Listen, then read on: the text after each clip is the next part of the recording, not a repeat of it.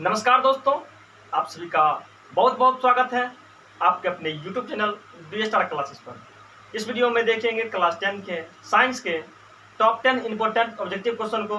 चलिएगा सीधे पहला क्वेश्चन पर देखते हैं। क्वेश्चन नंबर 1 देखिएगा क्या है। फर्स्ट क्वेश्चन कहता है आवर्धन का एसआई मात्रक होता है। आवर्धन का एसआई मात्रक होता है। पहला ऑप्शन मीटर है, दूसरा का ऑप्शन में डायप्टर है, तीसरा का ऑप्शन में सेंटीमीटर है और ऑप्शन नंबर डी में मात्रक विहीन। दोस्तों समझिएगा, आवर्धन बराबर होता है आपका आवर्धन बराबर दोस्तों आपका होता है प्रतिबिंब की ऊंचाई और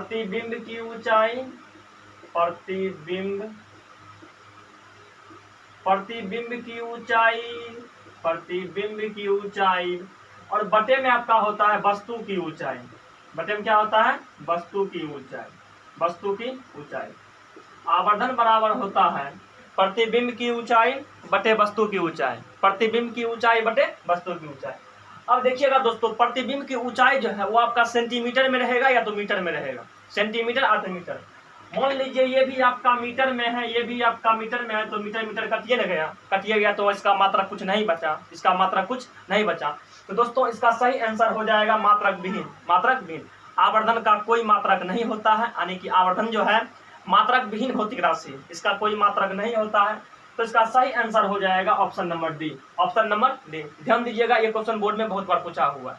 चलिएगा नेक्स्ट क्वेश्चन आपके सामने लेकर आते हैं, एकदम वीडियो में बने रहिएगा। चलिएगा दोस्तों देखिएगा 2 नंबर का क्वेश्चन क्या है। 2 नंबर का क्वेश्चन है, कौन सा अधातु कमरे के ताप पर तरल अवस्था में पाया जाता है? तरल अवस्था का मतलब क्या हुआ? लिक्विड फॉर्म में, यानी कि द्रव अवस्था, यानी कि पानी के जैसा पाया जाता है। कौन सा अधातु है? अधातु का नाम बताना है। पहला ऑप्शन आपका मरकरी है, दूसरा का ऑप्शन आपका बोरोमिन है, तीसरा का ऑप्शन आपका सोडियम है और चौथा नंबर ऑप्शन आपका ग्रेफाइट है। अगर आपको इसका आंसर पता है एकदम कमेंट बॉक्स में कमेंट कीजिए। उसके बाद देखिए हम इसको बता रहे हैं। सबसे पहले समझिएगा दोस्तों, ये आपका मरकरी जो है, मरकरी को ही बोलते हैं पारा। मरकरी को ही क्या बोलते हैं? पारा। और इसका संकेत होता है Hg। इसका संकेत क्या होता है? Hg। ये धातु है। ये क्या है? ये आपका धातु है। ये आपका कौन सी है? धातु। और पारा ऐसा धातु है जो कि द्रव अवस्था में पाया जाता है, यानी कि तरल अवस्था में पाया जाता है। ये धातु है। ये क्या है? धातु। लेकिन क्वेश्चन में कहा है अधातु। क्वेश्चन में क्या कहा है? अधातु। दोस्तों बोरोमिन जो है, बोरोमिन एक ऐसा अधातु है जो कि कमरे के ताप पर द्रव अवस्था में होती है। तो इसका सही आंसर हो जाएगा ऑप्शन नंबर बी। चलिएगा ऑप्शन के बारे में थोड़ा सा देख लेते हैं। सोडियम। दोस्तों सोडियम जो होता है, सोडियम का लैटिन नाम होता है नेट्रियम। क्या होता है? नेट्रियम। सोडियम का लैटिन नाम क्या होता है? नेट्रियम होता है। सोडियम का संकेत क्या होता है? तो सोडियम का संकेत Na होता है। सोडियम का परमाणु संख्या कितना होता है? सोडियम का परमाणु संख्या 11 होता है। सोडियम का संयोजकता कितना होता है? तो दोस्तों सोडियम का संयोजकता 1 होता है, यानी कि वैलेंसी इसका 1 हो जाता है। उसके बाद सोडियम जो है एक ऐसा धातु है जिसको चाकू से आसानी से काटा जा सकता है। और दोस्तों सोडियम ही एक ऐसा धातु है जो कि बहुत ही अधिक अभिक्रियाशील होने के कारण इसका स्टोर जो है मिट्टी के तेल में, यानी कि केरोसिन के तेल में डुबाकर इसको रखा जाता है। पूछेगा वह कौन सा धातु है जिसे मिट्टी के तेल में डुबा कर रखा जाता है? तो वो भी आपका हो जाएगा सोडियम। वो भी आपका क्या हो जाएगा? सोडियम। और देखिएगा दोस्तों ग्रेफाइट जो है ये भी अधातु है। ग्रेफाइट क्या है? अधातु है। और ये जो है कार्बन का अपरूप है। कार्बन का क्या है? अपरूप है। और ग्रेफाइट एक ऐसा अधातु है जो कि विद्युत का सुचालक है। यहाँ से भी क्वेश्चन पूछा जाता है। पूछेगा वह कौन सा अधातु है जो विद्युत का सुचालक है? तो दोस्तों वो आपका हो जाएगा ग्रेफाइट। और ग्रेफाइट जो रहता है पेंसिल से जो आप लिखते हैं, पेंसिल के अंदर जो ब्लैक लिख रहता है वही आपका कहलाता है ग्रेफाइट। वही आपका क्या कहलाता है? ग्रेफाइट। और ध्यान दीजिएगा, ग्रेफाइट जो है कार्बन का अपरूप है जो कि है अधातु, फिर भी विद्युत का क्या है? सुचालक है। चलिएगा दोस्तों नेक्स्ट क्वेश्चन देखते हैं। Question number 3। चलिएगा देखते हैं क्वेश्चन नंबर 3 आपके सामने क्या है। क्वेश्चन नंबर 3 में है धोबिया सोडा। क्या है? धोबिया सोडा कहिए या धोबन सोडा कहिए। धोबिया सोडा का रासायनिक सूत्र है। अगर आपको इसका आंसर पता है तो कमेंट बॉक्स में कमेंट करके बताइए। और उसके बाद देखिएगा इसका सॉल्यूशन हम करने जा रहे हैं। तो दोस्तों धोबिया सोडा इसी को बोलते हैं धोबन सोडा, इसी को बोलते हैं वॉशिंग पाउडर। इसी को क्या बोलते हैं? Washing powder. और इसी का रासायनिक नाम है सोडियम कार्बोनेट। क्या नाम है? Sodium carbonate. और जिसका फॉर्मूला होता है Na2CO3 × 10H2। Na2CO3 into 10H2O, इसी को कहते हैं धोबिया सोडा या धोवन सोडा या कहते हैं वॉशिंग पाउडर। क्या कहते हैं? Washing powder. देखिएगा याद करने का तरीका क्या है, किसी भी चीज को आप धोइएगा तो धोने के लिए किसकी आवश्यकता होगा? पानी का। किसका? पानी। और पानी का सूत्र क्या होता है? H2O। पानी का सूत्र क्या होता है? H2O। तो देखिएगा पानी वाला H2O किस में मिलेगा? तो पानी वाला H2O इसी में मिलेगा, और वो भी पानी तनी मनी नहीं, पानी रहेगा 10 बाल्टी। कितना रहेगा? 10 बाल्टी पानी से आप धोवन सोडा को याद कर सकते हैं। तो इसका फॉर्मूला होता है Na2CO3 into 10H2O। Na2CO3 into 10H2O, इसी को बोलते हैं धोवन सोडा, इसी को बोलते हैं धोबिया सोडा, या इसी का जो है रासायनिक नाम है सोडियम कार्बोनेट। क्या नाम है? Sodium carbonate. तो इसका ऑप्शन नंबर बी बिल्कुल करेक्ट हो जाएगा। ऑप्शन नंबर बी बिल्कुल करेक्ट हो जाएगा। ये देखिएगा दोस्तों, NaHCO3 ये है सोडियम बाइकार्बोनेट। ये क्या है? Sodium bicarbonate. इसको क्या बोलते हैं? Sodium bicarbonate. Sodium bicarbonate, sodium bicarbonate बोलते हैं, सोडियम बाइकार्बोनेट। और इसी का एक अन्य नाम है, इसी को बोलते हैं खाने वाला सोडा। इसी को क्या बोलते हैं? खाने वाला सोडा। खाने वाला सोडा, इसको क्या बोलते हैं? खाने वाला सोडा। तो खाने वाला सोडा का फॉर्मूला याद रखिएगा, NaHCO3, NaHCO3, NaHCO3। चलिएगा ऑप्शन नंबर सी को थोड़ा सा देख लेते हैं, CaOH का होल 2। दोस्तों ये जो आपका है इसको बोलते हैं चूना जल। क्या बोलते हैं? इसको बोलते हैं चूना जल बोलते हैं, चूना जल बोलते हैं, या भाखरा चूना बोलते हैं, भाखरा चूना, भाखरा चूना बोलते हैं, या बुझा हुआ चूना बोलते हैं, बुझा हुआ चूना बोलते हैं, बुझा हुआ चूना बोलते हैं, या इसी को कैल्शियम हाइड्रोक्साइड भी बोलते हैं। क्या बोलते हैं? Calcium hydroxide, calcium hydroxide, calcium hydroxide कहते हैं, कैल्शियम हाइड्रोक्साइड कहते हैं। पूछेगा चूना जल, तब पर भी CaOH का होल 2, इसी को कहते हैं भाखरा चूना, इसी को कहते हैं बुझा हुआ चूना, और इसी को कहते हैं कैल्शियम हाइड्रोक्साइड, इसी को कहते हैं कैल्शियम हाइड्रोक्साइड। और ये जो आपका देख रहे हैं, ये जो देख रहे हैं CaOCl2, CaOCl2, इसको CaOCl इंटू Cl, इसको ऐसे भी लिखा जाता है, यानी कि CaOCl2 को Cl अलग अलग करके भी लिखा जा सकता है। दोस्तों ये जो है आपका विरंजक चूर्ण का सूत्र है। किसका है? विरंजक चूर्ण, विरंजक चूर्ण, विरंजक चूर्ण। और इसी का एक और अन्य नाम है ब्लीचिंग पाउडर। क्या नाम है? ब्लीचिंग पाउडर, ब्लीचिंग पाउडर इसी को बोलते हैं, ब्लीचिंग पाउडर इसी को बोलते हैं। इतना ऑप्शन आपके बोर्ड पर डिस्कस किए हैं, सब का सब बोर्ड में पूछा जाता है। एकदम इस सब क्वेश्चन को सरिया करके रखिएगा। अगर आपको किसी प्रकार का प्रॉब्लम होता है तो एकदम कमेंट बॉक्स में कमेंट कीजिएगा और वीडियो को फटाफट लाइक कर दीजिएगा। चलिएगा नेक्स्ट क्वेश्चन देखते हैं। आपके सामने नेक्स्ट क्वेश्चन लेकर के आ रहे हैं बहुत ही जल्द। देखिए नेक्स्ट, चलिएगा दोस्तों नेक्स्ट क्वेश्चन आपके बोर्ड पर आ गया है। देखिए नेक्स्ट क्वेश्चन क्या कहता है, निम्न में से किसमें प्रकाश की चाल अधिकतम है? प्रकाश की चाल अधिकतम है, यानी कि प्रकाश का वेग सबसे अधिक है। 4 ऑप्शन दिया हुआ है, बताना है आपको निम्न में से किसमें प्रकाश का वेग जो है सबसे अधिक है। दोस्तों पहला ऑप्शन आपका हवा है, उसके बाद जल है, उसके बाद कांच है, उसके बाद देखिएगा निर्वात है। दोस्तों प्रकाश का वेग जो होता है वो सबसे अधिक होता है निर्वात में, सबसे अधिक निर्वात में। निर्वात में कितना होता है? निर्वात में होता है ऑप्शन नंबर डी सही। निर्वात में कितना होता है? 3 गुना 10 पर पावर 8 मीटर पर सेकेंड, 3 गुना 10 पर पावर 8 मीटर पर सेकेंड। और क्या कहते हैं हवा, ये निर्वात के बाद, निर्वात से मतलब निर्वात से थोड़ा कम होता है हवा में, निर्वात से थोड़ा कम होता है हवा में। इसमें भी होता है 3 गुना 10 पर पावर 8 मीटर पर सेकेंड। थोड़ा कम लिख देंगे, थोड़ा कम, थोड़ा कम, थोड़ा सा कम लिख देंगे। यदि मान लीजिए यदि आपके ऑप्शन में निर्वात नहीं रहता तब आपका ऑप्शन होता हवा, लेकिन फर्स्ट ऑप्शन आपका निर्वात, फर्स्ट ऑप्शन क्या है? निर्वात। यदि निर्वात आपका नहीं रहेगा तब सेकंड ऑप्शन मारना है हवा में, सेकंड ऑप्शन मारना है हवा में। तो क्वेश्चन के अनुसार इसका राइट आंसर हो जाएगा option number D, option number D निर्वात में। उसके बाद हवा में होता है लगभग इतने होता है, थोड़ा सा कम होता है, मतलब बहुत कम का अंतर होता है। उसके बाद दोस्तों जल जो होता है, जल में आपका होता है 2.25 इंटू 10⁸ मीटर पर सेकेंड। ये आपका होता है जल में, ये आपका किस में होता है? जल में होता है। उसके बाद दोस्तों कांच जो होता है, कांच में होता है 2 गुना 10 पर पावर 8 मीटर पर सेकेंड। ये आपका होता है कांच में, ये आपका होता है कांच में। एकदम ये सबको समझ गए होंगे। सबसे अधिक जो होता है निर्वात में, सबसे अधिक होता है निर्वात में 3 गुना 10 पर पावर 8 मीटर पर सेकेंड, और इससे थोड़ा सा कम होता है हवा में, इससे थोड़ा सा कम होता है हवा में।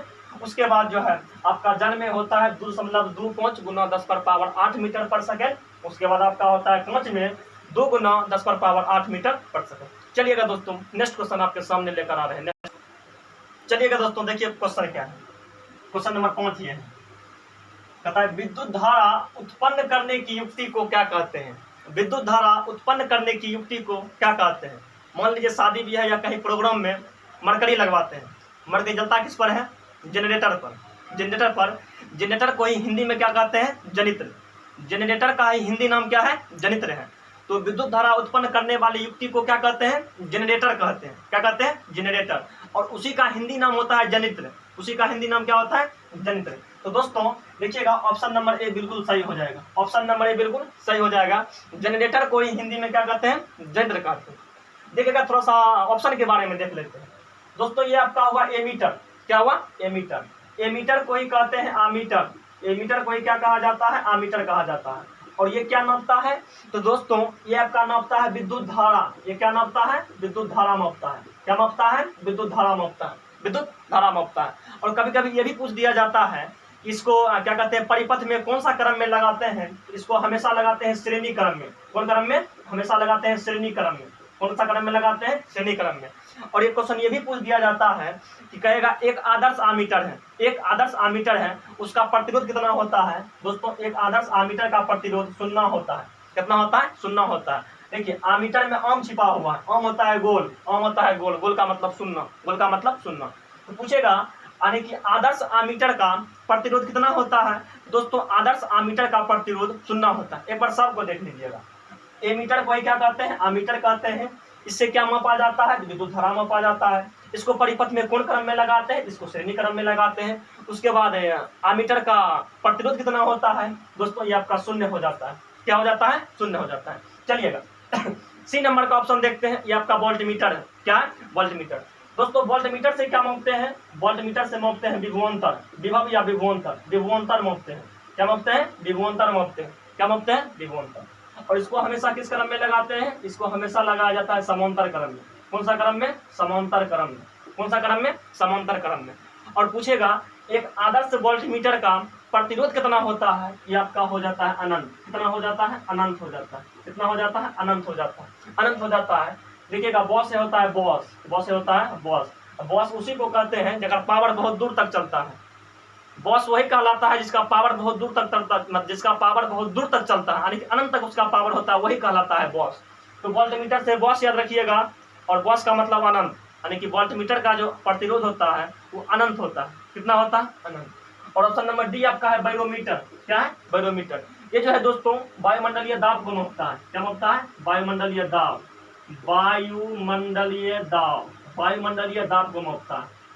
वायुमंडलीय दाब को मापता है। और दाब का दोस्तों एसआई मात्रक, तो दाब का एसआई मात्रक होता है पास्कल। क्या होता है? दाब का एसआई मात्रक पास्कल होता है। दाब का क्या होता है? एसआई मात्रक पास्कल होता है। चलिएगा दोस्तों नेक्स्ट क्वेश्चन आपके सामने। अगर वीडियो आपको अच्छा लग रहा है बगल में लाइक वाला बटन होगा, फटाफट क्लिक कर दीजिएगा। चलिए नेक्स्ट क्वेश्चन देखते हैं।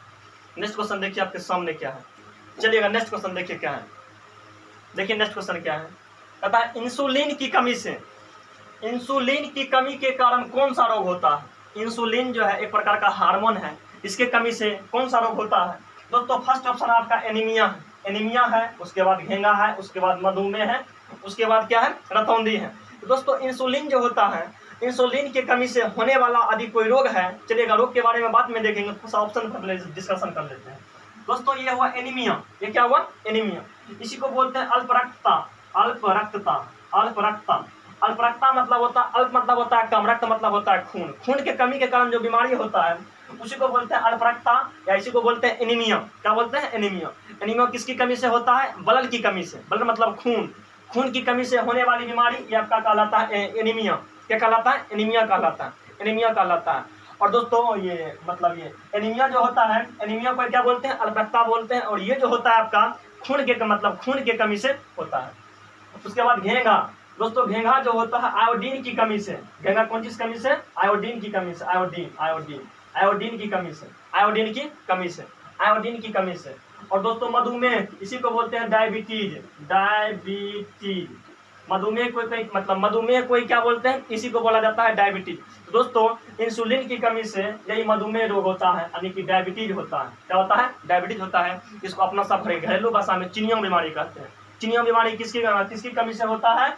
इंसुलिन की कमी से। किसकी कमी से? इंसुलिन की कमी से। और दोस्तों यहाँ का रतौंधी जो है, रतौंधी बीमारी आंख में होता है। कम होता है आंख में। ये विटामिन ए के कमी से होता है। कि किसके कमी से होता है? Vitamin A. विटामिन ए के कमी से।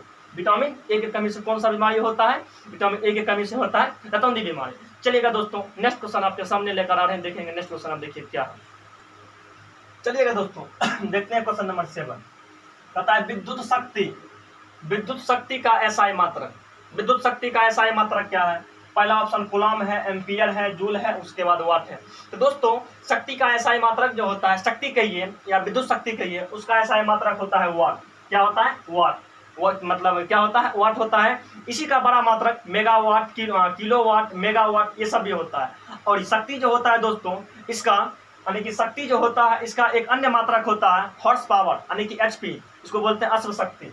अश्व शक्ति, यहाँ से ये भी याद रखिएगा दोस्तों, एक एचपी का मतलब होता है हॉर्स पावर। एचपी का मतलब क्या होता है? हॉर्स पावर होता है। दोस्तों एक एचपी बराबर होता है 746 वाट। 746 वाट। एक एचपी बराबर कितना होता है? 746 वाट। बोर्ड परीक्षा में बहुत बार पूछा जाता है। एचपी मतलब ये एचपी का मतलब हुआ हॉर्स पावर। तो हॉर्स पावर भी क्या है? यानी कि शक्ति का ही बड़ा मात्रक है। और एक एचपी बराबर होता है 746 वाट। 746 वाट। देखिएगा दोस्तों कूलम, पहला ऑप्शन कूलम है। ये जो है आवेश का एसआई मात्रक। किसका? आवेश का एसआई मात्रक क्या होता है दोस्तों? ये आपका हो जाता है कूलम। एम्पियर, ये आपका विद्युत धारा। ये किसका मात्रक है? विद्युत धारा का। किसका है? विद्युत धारा का। विद्युत धारा का एसआई मात्रक क्या हो जाता है? एम्पियर। और जूल देखते हैं दोस्तों, ये आपका ऊर्जा का है। ऊर्जा कहिए या कार्य कहिए, कार्य या ऊर्जा का एसआई मात्रक क्या होता है? जूल।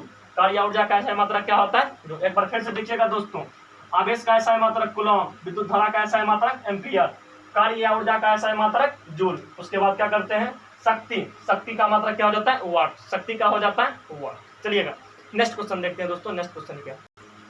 चलिएगा दोस्तों देखिएगा नेक्स्ट क्वेश्चन क्या है। क्वेश्चन आपका है 8 में, पता है किसी भी उदासीन विलयन का पीएच मान कितना होता है? किसी भी उदासीन विलयन का पीएच मान कितना होता है? दोस्तों पहला ऑप्शन है 7 से कम, उसके बाद है 7 से अधिक, उसके बाद 7 है, उसके बाद ऑप्शन नंबर डी में है नन, मतलब इनमें से कोई नहीं। दोस्तों उदासीन विलयन जो होता है उसका पीएच मान 7 होता है। क्या होता है? 7। उदासीन विलयन का पीएच मान 7। और दोस्तों शुद्ध जल जो होता है आपका, शुद्ध जल भी उदासीन होता है। शुद्ध जल भी क्या होता है? उदासीन। ये भी पूछ दिया जाता है शुद्ध जल का पीएच मान, ये भी कितना हो जाएगा? 7 हो जाएगा। शुद्ध जल का पीएच मान भी 7 हो जाएगा। उसके बाद देखिएगा दोस्तों 7 से कम, अम्ल का पीएच मान होता है 7 से कम। अम्ल या अम्लीय विलयन का पीएच मान 7 से कम।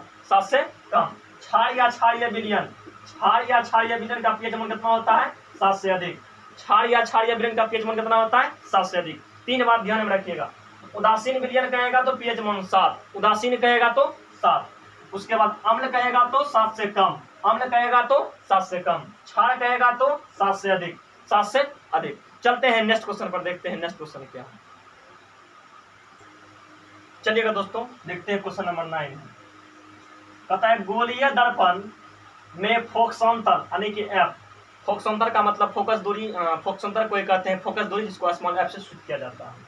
फोकसांतर एफ तथा वक्रता त्रिज्या आर में क्या संबंध होता है? यानी कि फोकस दूरी आर, फोकस दूरी एफ और वक्रता त्रिज्या आर में क्या संबंध होता है? संबंध बताना है।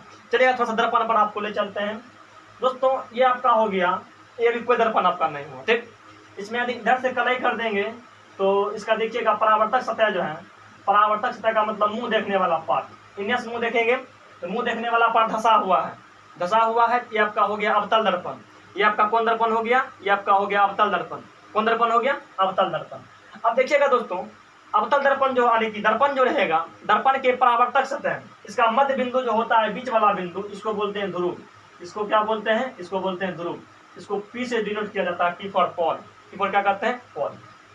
अब देखिएगा उसके बाद क्या करते हैं, उसके बाद दर्पण जिस गोला का भाग होता है, मान लीजिए ये जो गोला बना हुआ है एक खोखला गोला का भाग होगा, ये जिस गोला का भाग होगा, जैसे मान लीजिए इसमें कुछ मिला देंगे गोला गोला बन जाएगा। दर्पण जिस गोला का भाग होगा उसका जो केंद्र होगा, उसी केंद्र को बोलेंगे वक्रता केंद्र। जैसे मान लीजिए आपका केंद्र हो गया, इस केंद्र को बोलेंगे वक्रता केंद्र, जिसको बोलते हैं सी। इसको क्या बोलते हैं? सी। ये दर्पण के ध्रुव और वक्रता केंद्र, दर्पण के ध्रुव और वक्रता केंद्र के बीचों बीच वाले मध्य बिंदु, बीचों बीच का मतलब मध्य बिंदु जो होता है, ये बिंदु को बोलते हैं मुख्य फोकस। इसको सूचित करते हैं बड़का एफ से।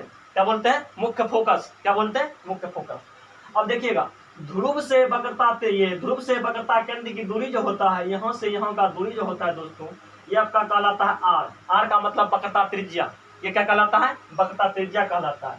ये आपका कहलाता है वक्रता त्रिज्या। वक्रता त्रिज्या, वक्रता त्रिज्या कहलाता है।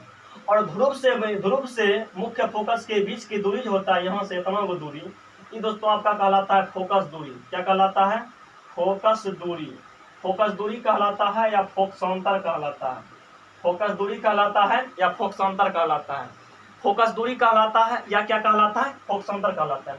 अब देखिएगा दोस्तों, ये मध्य बिंदु है, यानी कि पीसी का मध्य बिंदु एफ है। जितना ई होगा उतना यो होगा, जितना ई होगा उतना यो होगा। ई यदि एफ है, ई भी कितना हो जाएगा? एफ हो जाएगा। इस से आपका क्या हो गया? आर, यानी कि आर जो होगा, आर बराबर हो जाएगा 2f। आर बराबर क्या हो जाएगा? 2f। कहने का मतलब, आर का मतलब वक्रता त्रिज्या।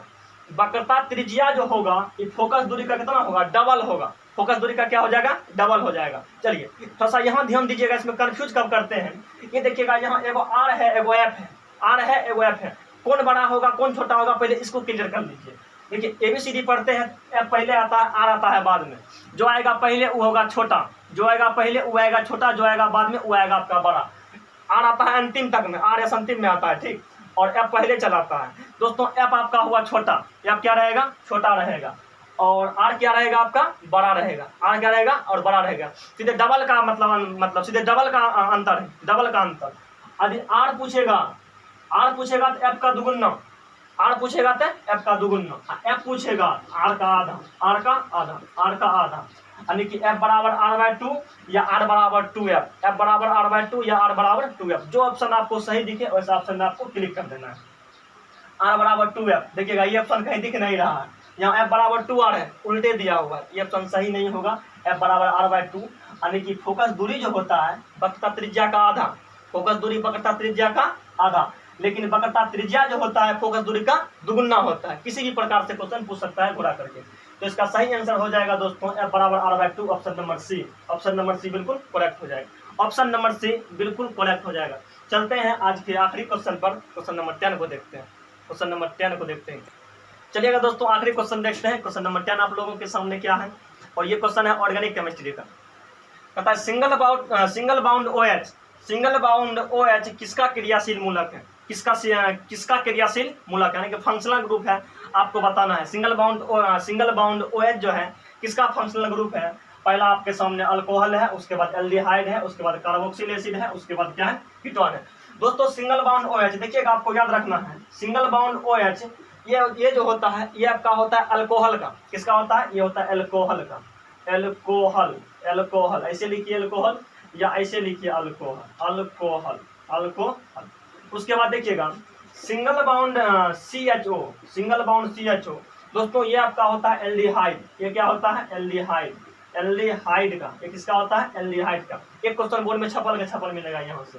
COOH ये आपका होता है कार्बोक्सिलिक एसिड। हिंदी में लिखते हैं, कार्बोक्सिल एसिड लिख देते हैं, कार्बोक्सिल एसिड हो जाता है। और उसके बाद कीटोन जो होता है सिंगल बाउंड CO, ये आपका हो जाता है कीटोन। ये क्या हो जाता है? कीटोन। ये आपका कीटोन एकदम पेपर में छपल क्वेश्चन है। पेपर में एक क्वेश्चन यहाँ से छपा हुआ आपको मिलेगा, ठीक। और सिंगल बाउंड OH ये alcohol, single bound CHO aldehyde, single bound COOH carboxyl acid, carboxylic acid कहिए या कार्बोक्सिल एसिड कहिए इसको। और सिंगल बाउंड CO ये आपका हो गया कीटोन। ये आपका क्या हो गया? कीटोन। चलेगा, इसमें टॉप 10 क्वेश्चन को देख लिए। तो इसी प्रकार का वीडियो पाने के लिए आप हमारे YouTube चैनल से जुड़े रहिए। अगर आप हमारे वीडियो को देख रहे हैं, अगर अभी तक हमारे चैनल को सब्सक्राइब नहीं किए हैं तो सब्सक्राइब कर लीजिए। अगर आप क्लास 10 या 12 के स्टूडेंट हैं, आप हमारे YouTube चैनल से जुड़े रहिएगा। एग्जाम तक आपको बहुत